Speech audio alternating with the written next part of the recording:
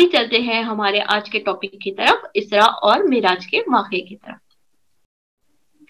نبی کریم صلی اللہ علیہ وسلم کی دعوت تبلیغ جو ابھی کامیابی اور ظلم ستم کی درمیان کے مرحلے میں گزر رہی تھی، اس وقت یہ واقعہ پیش آیا تھا کہ آپ صلی اللہ علیہ وسلم طائف سے جب اور غم کے سال سے گزرنے کے بعد میں اللہ سبحانہ تعالیٰ کی طرف سے یہ ایک تحفے کے طور پر آپ صلی اللہ علیہ وسلم کو اللہ سبحانہ تعالیٰ نے یہ آسمان کی اور زمین کی بہترین سفر کروایا تھا، سبحان اللہ۔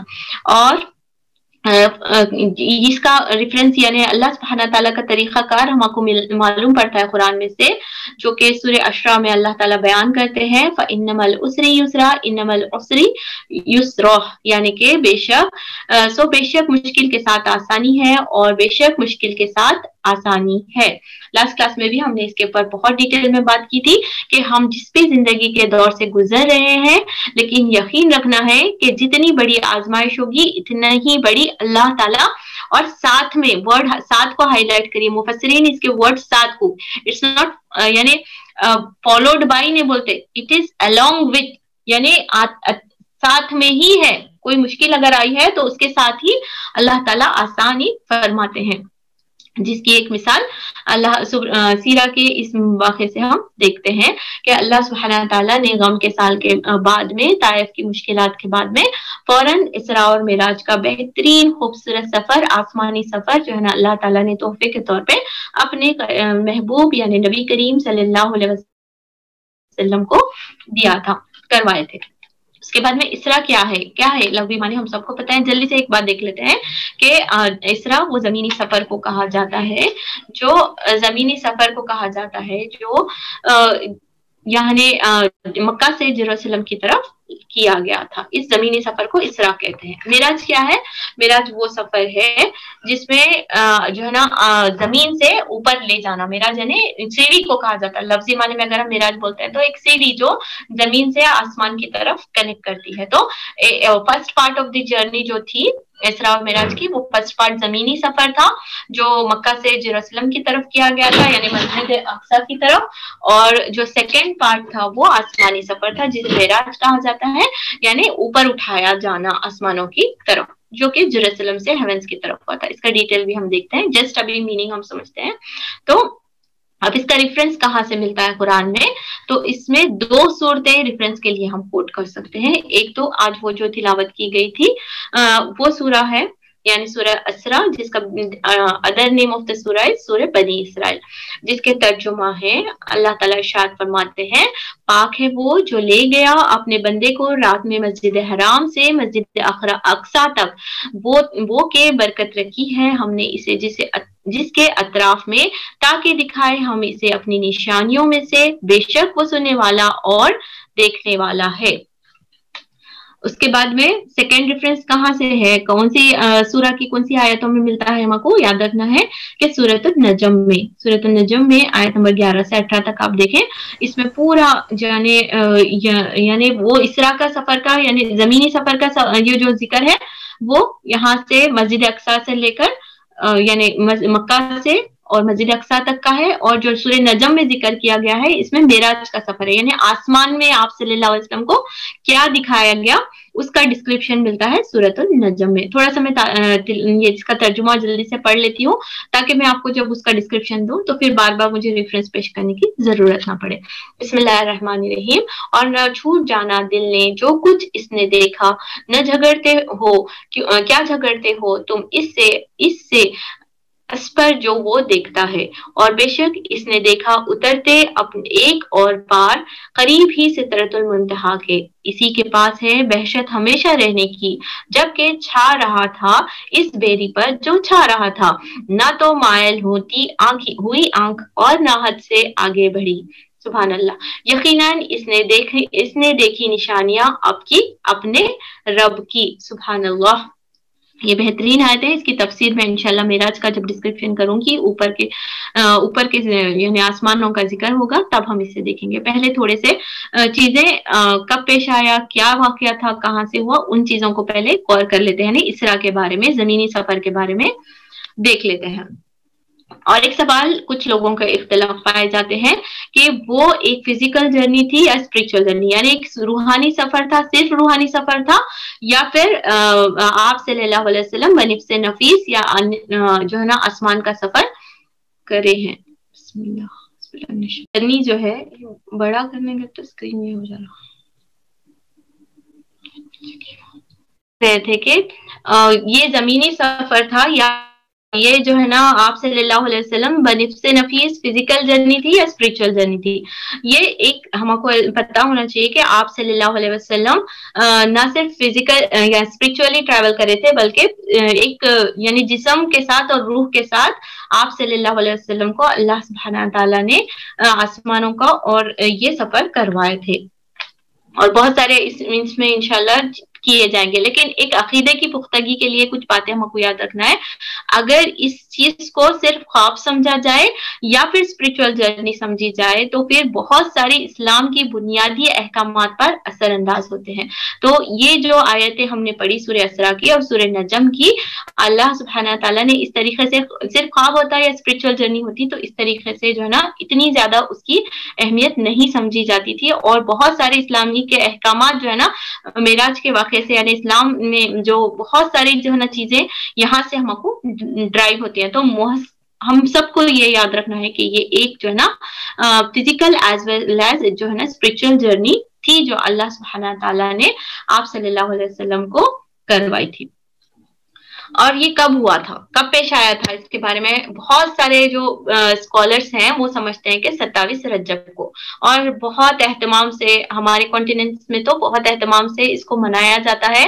اور جو ہے نا اس طریقے سے وہ ہم سب جانتے ہیں کہ وہ کیا چیز ہے. لیکن آج ہم اس چیز کو پڑھ لیتے ہیں. یہاں پر بہت سارے اسکالرس کے مطلب میں دیکھ رہی تھی کہ 45 صحابہ اس واقعے کو نریٹ کریں، 45 صحابہ، ٹھیک. اور اس کی ڈیٹس میں بہت زیادہ اختلافات ہیں. اگر میں رحیق المختوم میں پڑھوں تو اس میں ہے جس سال آپ صلی اللہ علیہ وسلم یعنی جس سال آپ صلی اللہ علیہ وسلم کو نبوت دی گئی تھی اسی سال معراج کا واقعہ پیش آیا. یہ ایک روایت ہے. طبرانی کا قول ہے نبوت کے 5ویں سال معراج کا واقعہ پیش آیا. نبوت کے 10ویں سال ہجرت سے 16 مہینے کے بعد، یعنی نبوت کے 12ویں سال ماہ رمضان میں، ہجرت سے 1 سال 2 سال پہلے، ہجرت سے 1 سال یا 2 ماہ پہلے. یہ میں سالوں کا ذکر کر رہی ہوں.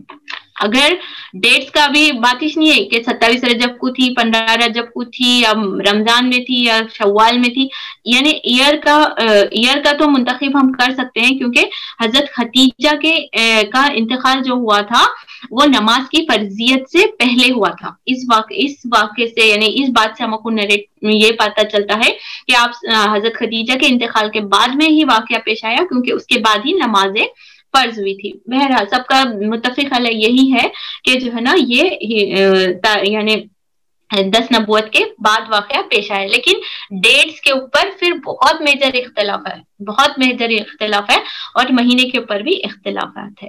تو ایک سوال، وہ جو طریقہ کار ہم انڈیا اور اسے جیسے کانٹیننٹس میں جہاں پر ہم بلانگ کرتے ہیں وہاں پر جو طریقہ کار ہے اس رات کو کیا بولیں گے، ایک طریقے سے عبادت والی رات بنا کر جگنے کا جو طریقہ ہے اس کو یہاں پر رک کر تھوڑا سا غور کریے.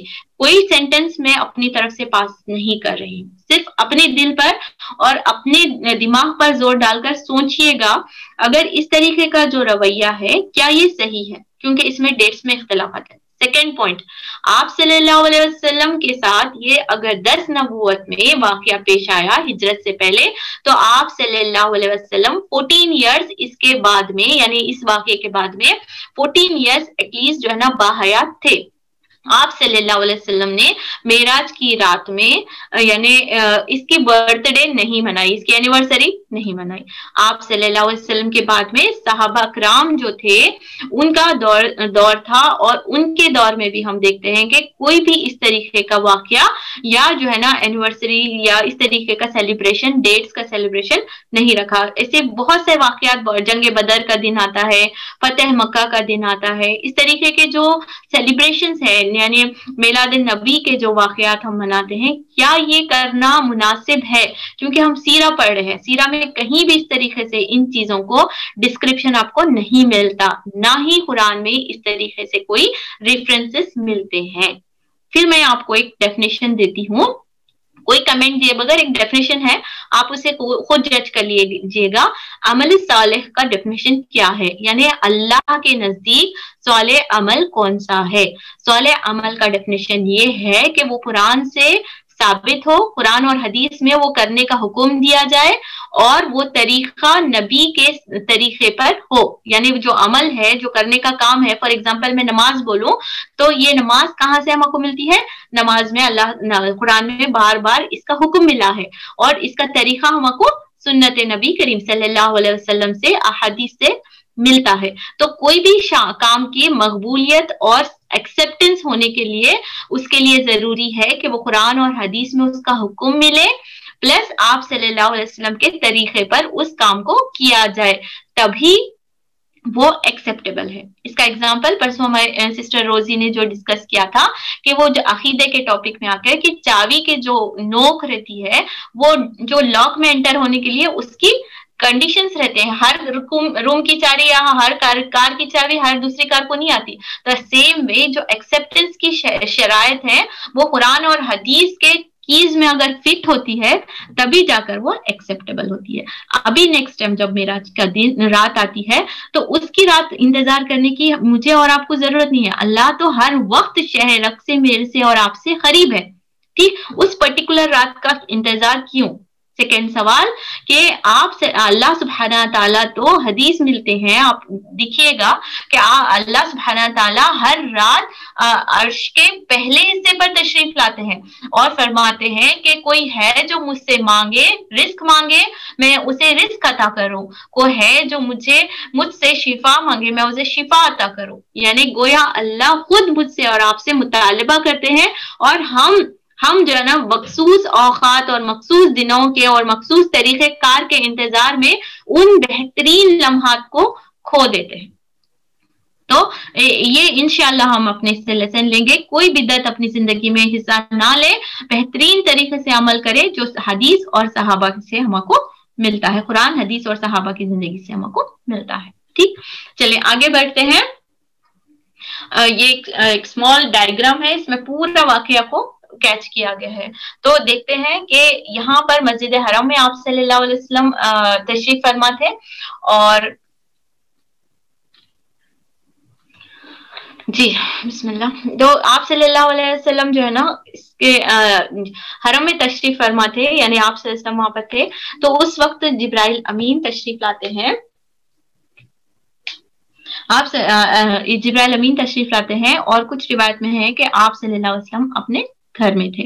اس کے بعد میں جو ہے نا تشریف لاتے ہیں، یا آپ گھر میں تھے یا کسی صحابی کے گھر میں تھے، اس میں بھی مجھے دو اختلافات ملے ہیں، بہرحال آپ گھر میں تھے، اور اس کے بعد آپ صلی اللہ علیہ وسلم کو جبرائیل امین جو ہے نا نارمل طریقے سے نہیں آئے، بلکہ یعنی چھت کے ذریعے سے جو ہے نا چیر کر آئے تھے، اور اس کے بعد آپ صلی اللہ علیہ وسلم کے ساتھ جو ہے نا شق کے صدر کا سیکنڈ ٹائم آیا یہ واقعہ، یعنی آپ صلی اللہ علیہ وسلم کو دل کو چیر کر، یعنی سینے کو چیر کر دل کو نکالا گیا، زمزم کے یعنی اس میں یہ لے گئے تھے آپ جبرائیل امین، اور اسے دھویا گیا اور اسے واپس نور اور حکمت کے ساتھ لبریز کر کے جو ہے نا سینے میں ریپلیس کر دیا گیا۔ پہلا واقعہ کب ہوا تھا؟ آپ صلی اللہ علیہ وسلم تقریباً 4 سال کے تھے جب دائی حلیمہ کے پاس رہائش پذیر تھے، یعنی رہتے تھے، اس وقت جو ہے نا فرسٹ شق قمر ہوا تھا، یہ سیکنڈ ٹائم ہو رہا۔ کیوں ہوا تھا اس کا اگر آپ دیکھیں تو اس میں جو محدثین ہیں، جو سیرہ نگار ہیں، وہ لکھتے ہیں کہ آپ صلی اللہ علیہ وسلم کے ساتھ ایک بہت بڑا واقعہ پیش ہونے والا تھا، بہت بڑی جو ہے نا حکمت کی چیزیں اور چیزیں دکھائی جانے والی تھی، جس کے لیے آپ کے دل کو جو ہے نا بہت مضبوط رکھا گیا تھا تاکہ آپ وہ چیزوں کو جذب کر سکیں۔ تو اس کے بعد آپ صلی اللہ علیہ وسلم کو جو ہے نا مسجد حرم لے جایا جاتا ہے. پھر مسجد حرم سے وہاں سے آپ صلی اللہ علیہ وسلم کا سفر شروع ہوتا ہے. تو مسجد یہ جو وہ سفر ہے یعنی journey from Mecca to Jerusalem جو فرسٹ جرنی ہے وہ وہ سواری کو یاد رکھنا ہے ہم کو جو براق کہلاتی ہے. تو براق لے کر آئے تھے جبرائیل امین, براق پہ سوار ہوتے ہیں. اور براق کا ڈیفینیشن کیا ہے بولے تو براق یعنی بریق سے لیا گیا ہے. I think next slide میں وہ ہے. براق جو ہے نا بریق ورڈ سے لیا گیا ہے. اس کا مطلب ہوتا ہے عربک میں وائٹ لکھا گیا ہے.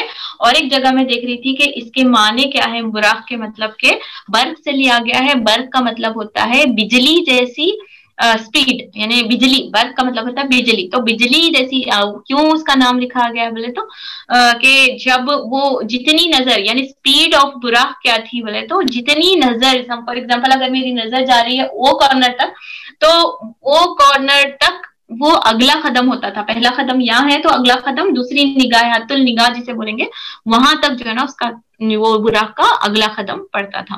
اور دکھنے میں کیسا تھا وہ ایک درمیانی قسم کا جانور ہے جس کے جو ہے نا گھوڑے سے تھوڑا سا چھوٹا اور گدھے سے تھوڑا بڑا.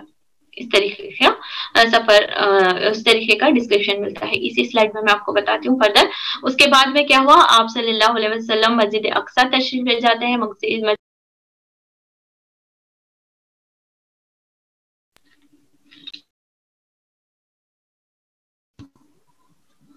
جی براق کے سفر میں براق کا سفر کرتے ہیں اور وہاں مسجد اقصی پہنچتے ہیں. مسجد اقصی میں براق کو باہر کھوٹی سے ٹانگا گیا.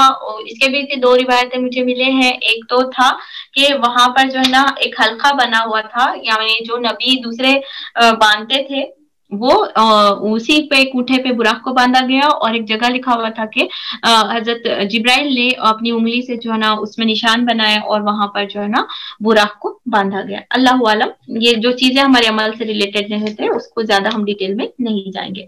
اس کے بعد میں دونوں تشریف اندر لے جاتے ہیں اور آپ صلی اللہ علیہ وسلم نے سارے انبیاء کی جو ہے نا امامت کروائی تھی. اب وہ انبیاء کیسے تھے, کیا فزیکلی موجود تھے, اس کا بھی ڈسکرپشن ہے نا نہیں ملتا. یہ اللہ کے حکم سے ہوا تھا. obviously یہ ایک میریکل ہے. یہ جو پورا معجزہ شمار کیا جاتا ہے, جو نارمل سے ہٹ کر جو بھی فینومینا رہتا ہے, یعنی میریکل کا ڈیفینیشن یا معجزے کا ڈیفینیشن کیا لیں گے, نارمل فزیکل لاس سے اوپر جو واقعہ پیش آتا ہے اسے میریکل کہا جاتا ہے. تو یہ ایک میریکل تھا اور اللہ ایک جو ہے نا سپر نیچرل چیز دکھلا رہے تھے. تو یہ تمام چیزیں ہماری سمجھ سے تھوڑا سا اوپر ہوتے ہیں, لیکن ہم کو اس پر یقین لانا ہے اسی طریقے سے جس طریقے سے ہم کو بتایا گیا ہے. تو آپ صلی اللہ علیہ وسلم نے وہاں پر امامت کرائی اور اس کے بعد جو ہے نا آسمان کا سفر وہاں سے شروع ہوتا ہے. اس سے پہلے ایک سوال کہ اللہ سبحانہ تعالیٰ چاہتا تو ڈائریکٹ آسمان پر ریس کر سکتا تھا. ذریعے کا یعنی براق کو ذریعہ بنانا کا کیا یعنی مقصد رہا ہوگا کہ اللہ سبحانہ تعالیٰ شاید ہمیں سکھا رہے ہیں, اس کے سیرہ نگار لکھ رہے ہیں کہ ذریعے کا استعمال ہوا اللہ کے حکم سے, کرایا اللہ سبحانہ تعالیٰ نے ہی, لیکن ایک ذریعے کا جبرائیل امین خود پروں پہ اٹھا کے لے کے جا سکتے تھے نہیں, لیکن ایک ذریعے کا استعمال مجھے اور آپ کو سکھایا گیا ہے کہ مینز کے اوپر توکل نہیں کرنا ہے لیکن مینز کا یوز کرنا ہے. ٹھیک, بات کلیئر ہے. اور اس کے بعد سیکنڈ چیز جو کوٹھے سے باندھنے کی بات کو میں نے ہائی لائٹ اسی لیے کیا, اس کے اوپر ایک حدیث بھی ملتی ہے کہ اونٹ کو پہلے باندھو پھر توکل کرو. ٹھیک ہے, میں اور رزق کے معاملے میں بھی یہی معاملہ ہے کہ کوشش کرو اور رزق اللہ سبحانہ تعالیٰ دینے والا ہے. ٹھیک, تو اس سے لیسنس آپ لوگ سمجھ رہے ہوں گے کہ توکل کا مطلب مینز کو چھوڑ دینا نہیں ہوتا, یعنی اس کے سورس کو اختیار کرنا ہی کرنا ہے. لیکن توکل صرف اور صرف یعنی میری نوکری یا میرے شوہر کی نوکری اگر کسی جگہ پہ ہے, یہ نہیں سوچ سکتے ہم کہ وہ کمپنی کی وجہ سے یعنی یا وہ مالک کی وجہ سے ہمارے گھر میں رزق آ رہا ہے, یا پھر صرف شوہر بھی یہ نہیں سوچ سکتے کہ صرف شوہر کے ذریعہ یہ رزق پہنچانے کے ذریعے ہوتے ہیں.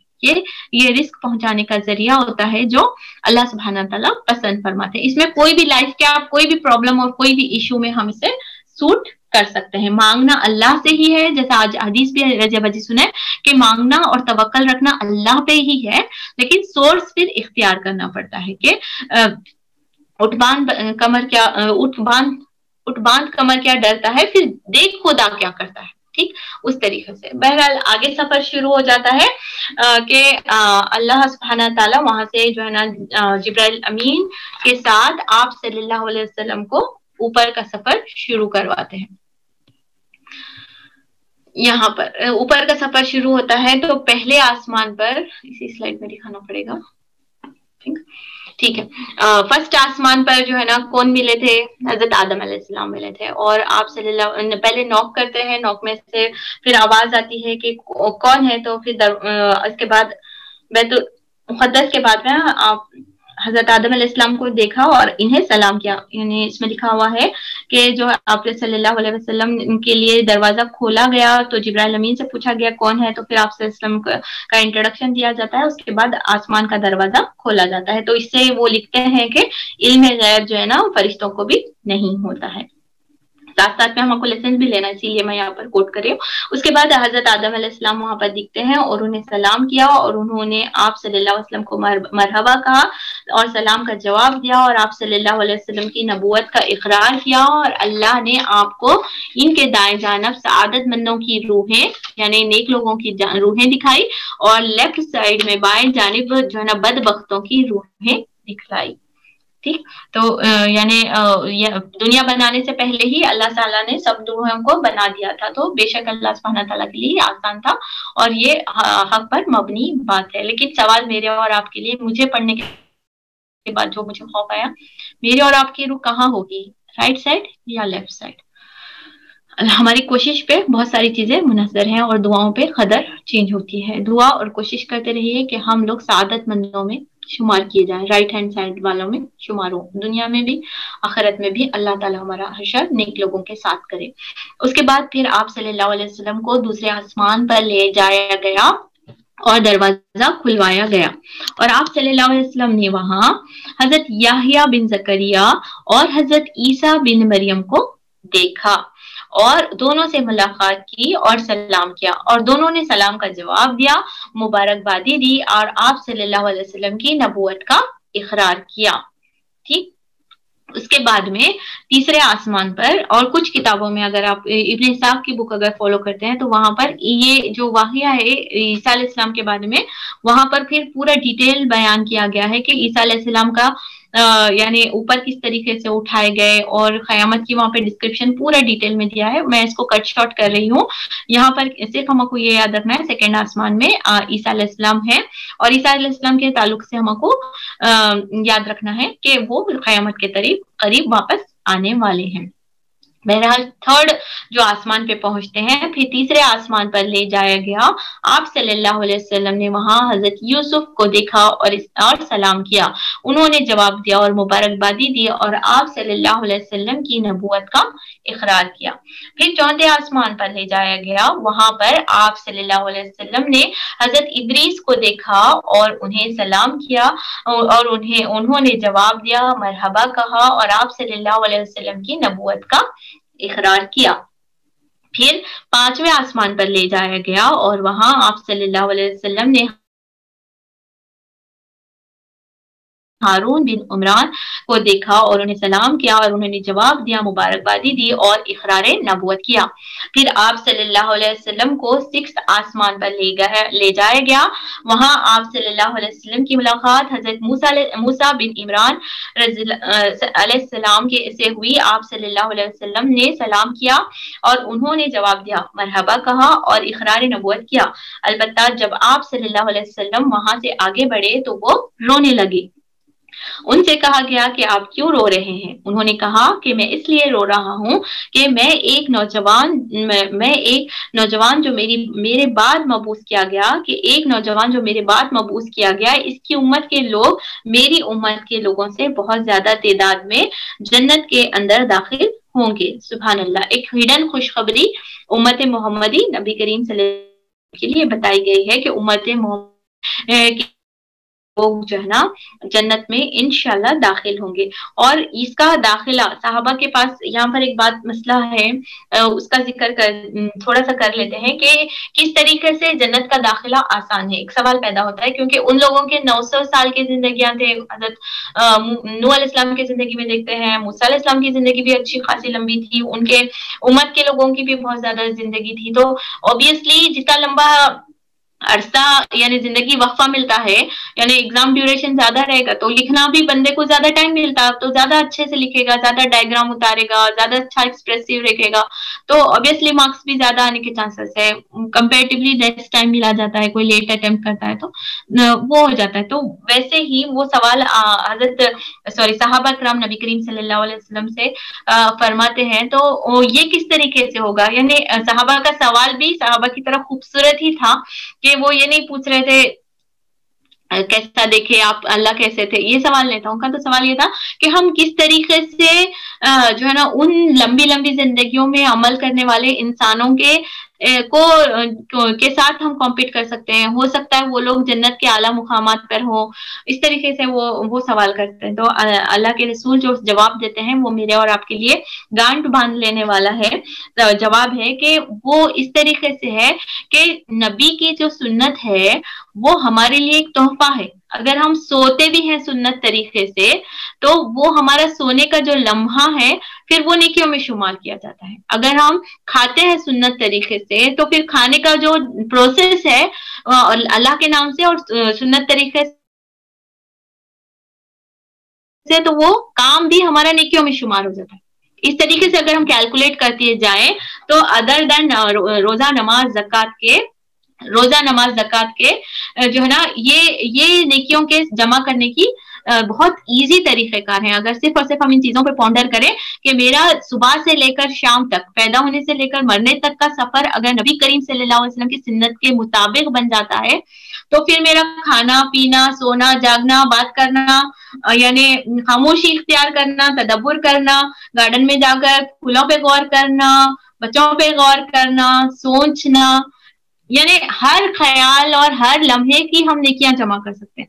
तो आप सल्लम का, यानी मैं उसका डिटेल समझा रही हूँ कि उनकी एक बात का कि अगर बंदा यानी अगर उम्मती के लोग नबी की सुन्नत को अपनाते हैं तो फिर उनकी नेकियों में जो है ना एक्सपेंशन, यानी इस तरीके से वो आला दर्जात की जन्नतों पर यानी हासिल कर सकते हैं। वो लोगों को एक नेकी करने के लिए अच्छा खासा लंबा टाइम यानी स्पेंड करना पड़ता था, तो उनको फिर एक नेकी या उस तरीके से उनके आमलनामे जमा किए जाते थे। सुभान अल्लाह के एक शॉर्ट एंड स्वीट वर्जन, हम लोग इंस्टेंट लोग हैं तो अल्लाह ने हमारे लिए इंस्टेंट नेकियों का जरिया बनाया है। मगर फिर वही बात आती है, शऊर रखने वालों के लिए ही ये तमाम मौके खुले हुए हैं। आगे बढ़ते हैं। फिर वो छठे आसमान पर तो हजरत मूसा अलैहिस्सलाम से मुलाकात होती है। जब आप सल्लल्लाहु अलैहि वसल्लम 7वें आसमान पर जाते हैं तो वो 7वें आसमान पर हजरत इब्राहिम अलैहिस्सलाम से मुलाकात होती है। आप सल्लल्लाहु अलैहि वसल्लम ने उन्हें सलाम किया, उन्होंने जवाब दिया, मुबारकबादी दी और आप सल्लल्लाहु अलैहि वसल्लम की नबूवत का इकरार किया। यहाँ तक ये वाकया पेश आता है। तो ये पिक्चर अगर आप देख लें तो अगर एंशिएंट जो कॉस्मोलॉजी है उसके हिसाब से बताने की कोशिश की है ऑथर ने कि इस तरीके से है। जस्ट देख लें, उतना ज्यादा ये नहीं, पिक्चर देख लीजिए, आपको बहुत सारी चीजें क्लियर हो जाएंगी इंशाल्लाह। ठीक, आगे बुराक का हम पढ़ चुके हैं। हाँ, यहाँ पर एक जो बात हमको मिलती है वो ये है कि आप सल्लल्लाहु अलैहि वसल्लम को जो है ना दो प्याले पेश किए गए थे। एक था दूध का प्याला और एक था शराब का प्याला।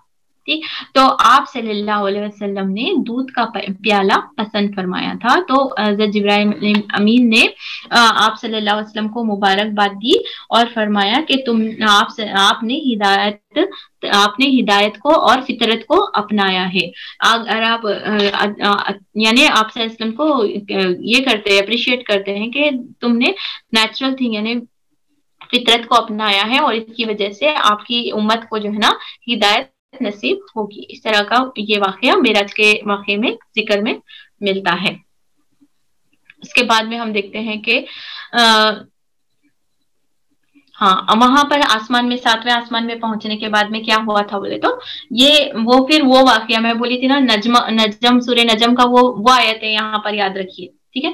वो जो सूर्य इसरा की शुरू की आयतें थे वो यहाँ तक के सफर के लिए थे, बैतुल मुकद्दस के लिए। अब यहाँ का जो डिस्क्रिप्शन आपको मिलेगा वो सूर्य नजम में मिलेगा। और ये बुखारी की एक हदीस भी है कि आप सल्लल्लाहु अलैहि वसल्लम इरशाद फरमाते हैं कि जब मैं 7वें आसमान पर पहुंचा तो वहां पर क्या हुआ, उसके बाद में एक बेरी का दरख्त देखा, यानी एक बेरी का दरख्त था जो बहुत ही बड़ा था। उसके जो पत्ते थे वो हाथी के कान के जैसे थे। फिर इस पर सोने के पतंगे और रोशनी और मुख्तलिफ किस्म के रंग छाए हुए थे, और वो सिदरा इस तरह बदल गया कि अल्लाह की मखलूक में से कोई इसके हुस्न की तारीफ नहीं कर सकता। बेहतरीन मुकाम पर जो है ना सिदरतुल मुंतहा तक। बैतुल मामूर का डिस्क्रिप्शन बाद में है, थोड़ा सा स्लाइड्स आगे पीछे है। जिब्राइल अमीन का डिस्क्रिप्शन भी हम पढ़ने वाले हैं। ये 2-3 स्लाइड्स को हम लोग कंपेल करे हैं तो इसीलिए थोड़ा स्लाइड्स आगे पीछे हैं। बहरहाल सिदरतुल मुंतहा तक वहां तक पहुंचे हैं। तो वहां पर कैसा है सिदरतुल मुंतहा के बारे में, मेराज का जब भी वाक़या आएगा तो बुराक का डेफिनेशन हमको याद रखना, बुराक कैसा जानवर है और क्या क्या चीज हुआ। और उसके बाद में वहां के बाद में हमको पता होना चाहिए कुछ डेफिनेशन जो सिदरतुल मुंतहा के ताल्लुक से है। मुंतहा का जिक्र जो है ना कुरान में भी आया है, जो सूरह नजम में जिक्र हुआ है, उसकी तर्जुमे में मैंने आपको पढ़ के सुनाया था। और उसका कैसा है वो झाड़ बोले तो वो एक बहुत बड़ा बेरी का झाड़ है, और उसके जो पत्ते हैं वो हाथी के कान के जितने पत्ते हैं, और उसके ऊपर सोने के पतंगे और रोशनी, मुख्तलिफ किस्म की रोशनी लगी हुई है। ये चीजें हमको मालूम होना चाहिए। उसके बाद क्या हुआ मालूम, हजरत इब्राहिम अलैहिस्सलाम जो बैठे हुए थे वो बैतुल मामूर के साथ लगे हुए थे, ठीक। अब बैतुल मामूर का जिक्र भी सूरह तूर में हम पाते हैं कि वो बैतुल मामूर क्या है बोले तो काबतुल्लाह का सेम कॉपी समझो, कॉपी पेस्ट जो है ना आसमानों पे जो फरिश्तों के लिए रखा गया है वो है, उसे कहा जाता है बैतुल मामूर। और बैतुल मामूर के पास में फरिश्ते 70,000 फरिश्ते 70,000 फरिश्ते जो है ना उसके अतराफ में तवाफ कर रहे होते हैं। सुभान अल्लाह। तो वो तवाफ जो है ना इस तरीके से होता है कि जो फरिश्ता एक मर्तबा जो है ना तवाफ कर लेता है अतराफ में बैतुल मामूर के, उसकी बारी जो है ना फिर क़यामत तक नहीं आने वाली है। तो अल्लाह के फरिश्ते इतनी ज्यादा तादाद में अल्लाह सुब्हानहू व तआला की तस्बीह और जो है ना इबादत तवाफ में जिक्र अस्कार में और इसमें लगे हुए हैं कि तो फिर इससे क्या रिलेटेड है मेरे को और आपको क्या सबक मिलता है कि अल्लाह सुब्हानहू तआला को जो है ना हमारे तारीफ और हमारी इबादतों से ऑलरेडी इतनी बड़ी मखलूक और इतनी ज्यादा तादाद में मखलूक जो है ना अल्लाह सुब्हानहू तआला की इबादत में मसरूफ है। सुभान अल्लाह, सुभान अल्लाह। तो जो हम इबादत करते हैं उससे या फरिश्तों की इबादत से अल्लाह को कोई मकसूद नहीं है। अगर पूरी कायनात भी नौज़ुबिल्लाह अगर इबादत नहीं करती तो अल्लाह सुब्हानहू तआला की कुछ भी जो है ना इसमें एक दाने कंकर बराबर, एक mm बराबर भी कोई भी नुकसान नहीं होता, बल्कि जो इबादतें हम करते हैं वो की जाती हैं वो हमारे लिए है। जब कोई नमाज पढ़ने के लिए कदम बढ़ाते हैं, वजू कर हम फारिग होते हैं तो शैतान कुछ भी नहीं कर सकता, नहीं ख्याल डाल के निकल जाता अल्लाह के वास्ते पढ़। ये बात कैसा सही हो सकती है कि जो इबादत हम कर रहे हैं वो अपने आप को आग से बचाने के लिए कर रहे हैं। तो जब हम अपने आप के लिए कोई काम करते हैं, फॉर एग्जांपल कोई कपड़ा हम अपने लिए लेने जाते हैं तो दी बेस्ट क्लॉथ लेते हैं, दी बेस्ट टेलर सेलेक्ट करते हैं। जब हम दूसरों के लिए नौज़ुबिल्लाह कोई स्पेशली ज़कात में हम जब कपड़े देने लगते हैं, it's not true but example लेने के लिए मैं बता रहा हूँ कि वो तरीकाकार भी सही नहीं है, लेकिन जब हम दूसरों के लिए लेते हैं तो एकदम ओके टाइप ऑफ कपड़ा, ओके टाइप ऑफ स्टिचिंग, इस तरीके से हम प्रेफरेंस करते हैं। तो मैं ये इसलिए कंपैरिजन दे रही हूँ कि जो इबादत हम अपने लिए अल्लाह के सामने पेश कर रहे हैं गोया वो मेरी और आपको अल्लाह सुब्हानहू तआला की खुशनुवीदी हासिल करने और अपने आप को आग से बचाने की तरफ कोशिश है। तो वो इबादत, वो तस्बीहात और वो जिक्र और अस्कार उतनी ही मोहब्बत से की जाए जितने अल्लाह राजी हो, और हम सब अपने आप को आग से बचाने के लिए अल्लाह की रजा के साथ کامیاب ہو. تو کوئی بھی عبادت اللہ سبحانہ تعالیٰ کے اوپر جو ہے نا ہم احسان نہیں کرتے. جو بیزارگی سے جو ہے نا 2-4 سجدے ادا ہوتے ہیں، وہ سجدہ جو شاید ہی ہم اپنے لیے یا کوئی ہمارے لیے کوئی اس طریقے سے بیزارگی سے ہمارے سامنے بات کرے، یعنی ہم فون پہ بات کرتے کرتے بھی ڈسٹریکٹڈ ہیں، کو معلوم ہوا تو ہم فوراً فون رکھ دیتے. یعنی کسی کا وہ ٹیکسٹ کر رہے ہیں یا کوئی بک پڑھ رہے ہیں یا کسی اور سے بات کر رہے ہیں تو ہم کو ایسا لگتا اوکے میں بعد میں کر لوں گی. وی ڈو دیٹ رائٹ، کیونکہ ہم کو سمجھ نہیں آتا کہ یہ دماغ ڈسٹریکٹڈ ہے، یہ کر رہا ہے. جب ہم اللہ سے بات کر رہے ہوتے ہیں، جب اللہ کے لیے ذکر کر رہے ہوتے ہیں، اللہ کے لیے وقت ہم نکالے ہوتے ہیں، تو how can we keep our self distracted? Just ایک سوال ہے، سوچئے گا ضرور. ٹھیک. اور اللہ سبحانہ تعالیٰ نے نبی کریم صلی اللہ علیہ وسلم کے ذکر کو قیامت تک کے لیے بلند کیا اور معراج پہ بھی بلند کیا. سورہ شورى میں اللہ تعالیٰ ارشاد فرماتے ہیں وَرَفَعْنَا لَكَ ذِكْرَكَ. ٹھیک.